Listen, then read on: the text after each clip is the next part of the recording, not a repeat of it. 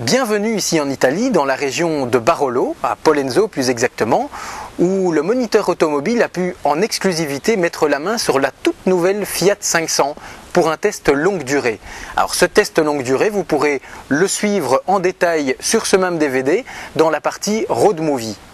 Alors la Fiat 500, c'est bien entendu le grand événement automobile de cet été. Un événement automobile non seulement parce que la voiture est lancée 50 ans jour pour jour après la première version qui avait vu le jour le 4 juillet 1957 pour être exact, mais aussi parce que cette voiture garde une valeur toute particulière dans le cœur des Italiens non seulement, mais des Européens en général, puisqu'elle a représenté pour beaucoup une première expérience automobile.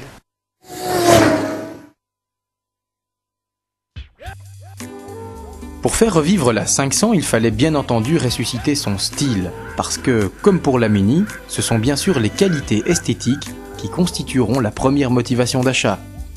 Pour y arriver, l'équipe du centre de style de Fiat, dirigée par le designer Frank Stevenson, à qui l'on doit aussi la Mini, a tout fait pour rester le plus proche possible de la ligne de la première 500. Parce que malgré un allongement de la voiture de 60 cm, les proportions sont restées très fidèles.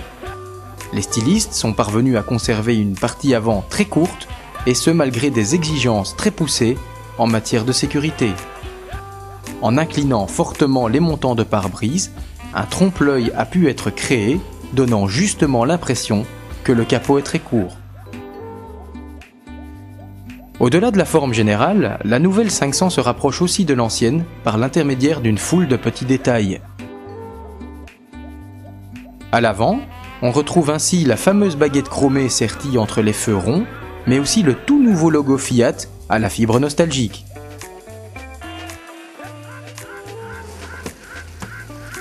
Sur les flancs, les traces de l'ancien modèle sont visibles au niveau des poignées de portière, mais aussi avec la longue nervure imprimée sous la ceinture de caisse.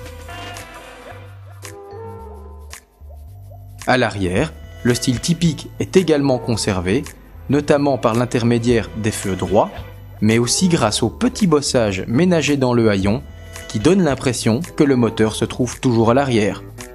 Pourtant, la nouvelle 500 est une voiture moderne qui porte son moteur à l'avant.